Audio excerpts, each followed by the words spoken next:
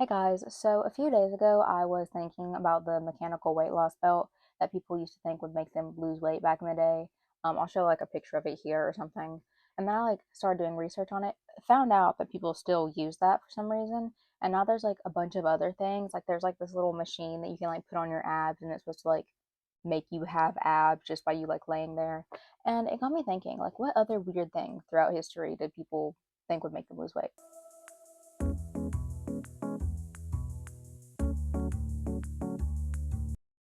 So I have compiled all my findings onto here. So if y'all look and you're like, why are you lit so weirdly and why do you like look scary? It's because the lighting's coming from down here. So starting off with my personal favorite and also the earliest that I could find, the avoiding swamps diet. In 1727, an English physician named Thomas Short published a book titled The Causes and Effects of Corpulence. And in it, he describes basically going to a swamp and being like, there's a lot of fat people around here. And then basically his entire book was just like, you want to lose weight? Then don't go around swamps or you'll get fat. I've searched a lot of places and I couldn't really find what he thought would make you fat. He literally just said, like, here it says he observed fat people around a swamp and then deduced that the only logical thing to do was to move away from the swamp if you wanted to lose weight. So, guys, I guess move away from swamps. Also, real quick disclaimer here before I get into like the actual ones that could kill you if you tried. Don't do these. If anything in this video that you're like, that would be a good idea. I want to try that. Don't do that. Um, some of these things are like really, really deadly and like are really bad for you. So just disclaimer real quick. Don't do anything that I talk about in this video. Now, moving all the way from the 17th century up to the mid 18th century, people were using arsenic to lose weight. From the mid 18th century to the early 19th century, you could literally go out and buy arsenic weight loss pills just at a pharmacy over the counter. It'd be like walking up to the Kroger pharmacy, and instead of like looking for cough drops or something like a vitamin, something normal, you'd be like, where's the arsenic weight loss pills? Like that's how easy they were getting these things. So arsenic is very poisonous, obviously, but only in higher doses. In lower doses, it actually just acts as like a stimulant, and stimulants basically just like increase your energy and lower your appetite, which is what a lot of like modern weight loss medicines are. These people wouldn't understand that the reason that they were losing weight or the reason these were like called weight loss drugs is because they were lowering their appetites through eating less and like it was heightening their energy, so they were exercising more. So these people would just be like, taking this pill and I'm losing weight. So they would overdose on this pill and therefore become poisoned and die. Oh, also, fun fact, at the time, like the FDA or whatever these like pills were going through was not as strict. So a lot of these things were just called like weight loss pills, and they actually didn't say that they had any arsenic in them at all, which is great. Sticking with the early 19th century, it was very popular for women to wear like corsets, with like the boning in them, very uncomfortable. So this person named Dr. Walter created Dr. Walter's garments, which were rubber medicated garments. Medicated. Um, I'm pretty sure they just had like a Vaseline inside them or something. But a lot of people preferred them because they were much more comfortable than the corsets they had been wearing. And, they were meant to stimulate weight loss by making the person sweat, which is very interesting to me because a few years ago, I also remember like seeing people would just like wrap themselves in saran wrap and like try and sweat to lose weight. And I think it's like cool, kind of, kind of. It's just kind of cool to see how these old things are like, just how people still believe this stuff that sweating causes weight loss, which it does. But as soon as you take a drink of water, it's going to come right back. But yeah, Dr. Walter didn't just make these in corsets, though. He also made them for the chin, the neck, the waist, the bust, the hips, legs, arms, ankles, and hands. So you could put these on anywhere. I haven't seen a picture of them actually, but I'm going to put pictures of them around here if they are not that horrifying. One I do think is going to be horrifying, and I'm not going to be able to show, is the one that was made specifically for your face to bleach your face. because that pale look was in. Also, I've seen like a thing that like goes around your chin and like hooks up to your ears. It's supposed to like make your chin less, you know? That's just like another thing that's been like carried on that people think works. It's so crazy. So at the same time everyone was wearing those beautiful fashionable rubber garments I just showed you, they were also eating these little pills, back to the pills. They were eating little pills that contained like 100 tapeworm eggs, which, by the way, one tapeworm can grow up to 82 feet long. So if you take a pill that is 100 tapeworm eggs, I don't think you're going to be having a very good time. So the idea was that you would, eat the tapeworm egg, and then the tapeworms would hatch inside of you and eat a little bit of the food that you ate, and then you would get rid of them. But in reality, these tapeworms would stay for a while. And everyone always says, with every single one of these weight loss methods, that there's no side effects, there's no side effects to eating this tapeworm. But let me tell you some of the side effects to tapeworms, which, first of all, tapeworms are parasites. So let me tell you some of the side effects of this parasite. It can cause abdominal pain and discomfort, cramps, colic, diarrhea, nausea, dizziness, vomiting, vertigo, headache, tiredness, malabsorption, anorexia, muscle pain, constipation, vitamin deficiency, anemia, intestinal obstruction, appendicitis, and pancreatitis. So yeah, there were a few side effects, guys. Just a few. So in the 1920s, the cigarette brand Lucky Strike decided that not enough women were smoking, because at the time smoking was seen as sort of like a masculine thing, and they wanted to get women to smoke more, so they could make more money. Duh. And so they started a campaign which was reach for a Lucky, like a Lucky Strike cigarette instead of a sweet.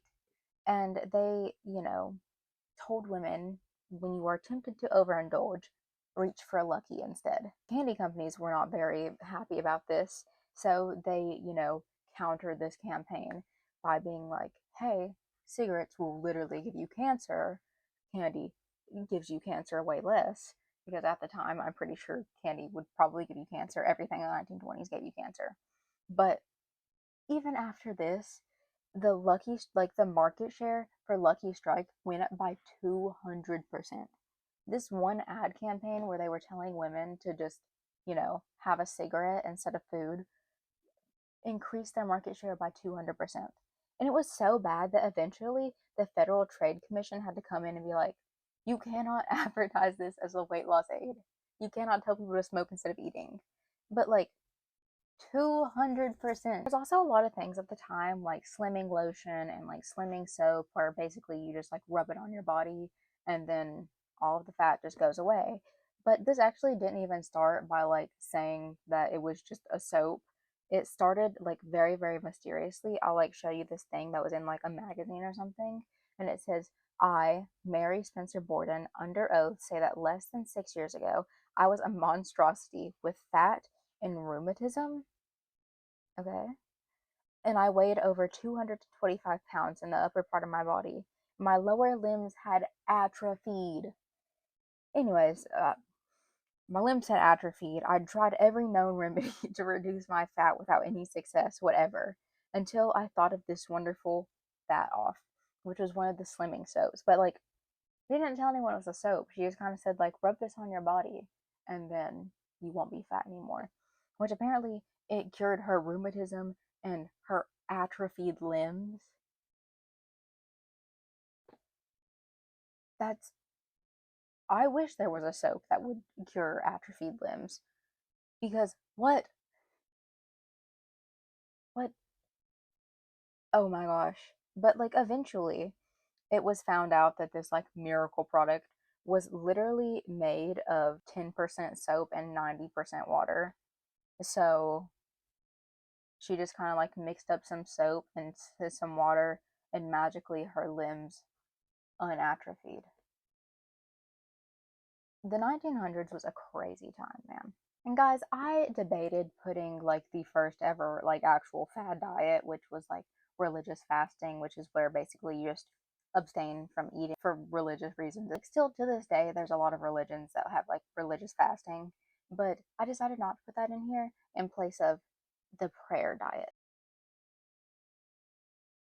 In the 1950s, this guy, Reverend Charlie Shedd, made a book called Pray Your Weight Away after he lost 100 pounds.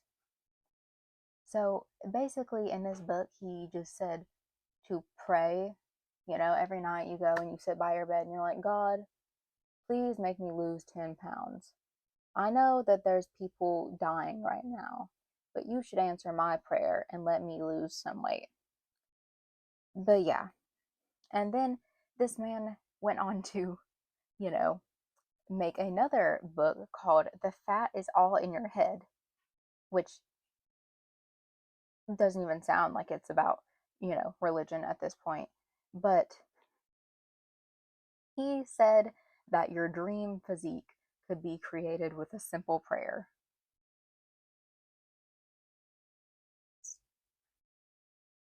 Now, I'm not going to dog on religion or anything. If you want to be religious, that's great. But I don't think that God's purpose is to help you lose weight. I think that He has more important issues to deal with. I just thought that was crazy. And it was between like that and like actual like religious fasting. I just talked about like religious fasting. Fasting has been around for an extremely long time, which is just like basically, abstaining from eating just for any reason really, not like in a religious way. You can just fast for, weight loss purposes, which brings us to the Sleeping Beauty diet that happened in the 1960s that apparently Elvis did, where people would just be on like anesthesia for days at a time, and they would just like be sedated for days at a time, and they'd wake up and be like, huh, I haven't eaten for like 3 weeks because I've been asleep for 3 weeks. And yeah, that was literally all it was, is they would just sedate themselves and not eat because they were asleep, and that was the diet. Which, guys, everything I just talked about except for like the first one and like a half, because like the second one started in the mid 1800s and ended in like the early 1900s. It was still in the 1900s. All this stuff happened in the 1900s. The only crazy one I could find that was more recent and wasn't like inspired by something that happened like 1,000 years ago was the cotton ball diet, which was actually featured in one of my favorite shows, which only like the first season it was called Scream Queens, and then after the first season it kind of sucked. It was good in the first season though. But the cotton ball diet is basically you have cotton balls, which I don't know if you've seen a cotton ball before. They don't look even mildly appealing.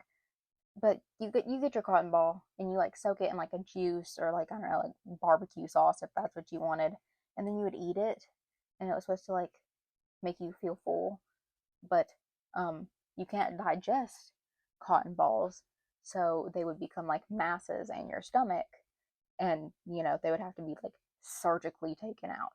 Like, you cannot eat cotton balls, guys. You cannot eat cotton balls. Actually, guys, I was wrong. I was able to find another thing that's more recent, and it is ear stapling. So like that like little piercing you can get in your ear to like stop migraines, and it has like a 1 in 100 chance of like hitting the right acupuncture point to be able to actually like help your migraines at all. Well, that's also what ear stapling is. You just basically get like a surgical staple and staple yourself in the ear, and there's like a 1 in a billion chance that you will like hit a acupuncture point that is supposed to like lower your appetite, which, if that's even real, you know. But yeah, people are just creating new piercings in order to, yeah. There's really not much to say on these things other than just like, this is what it is.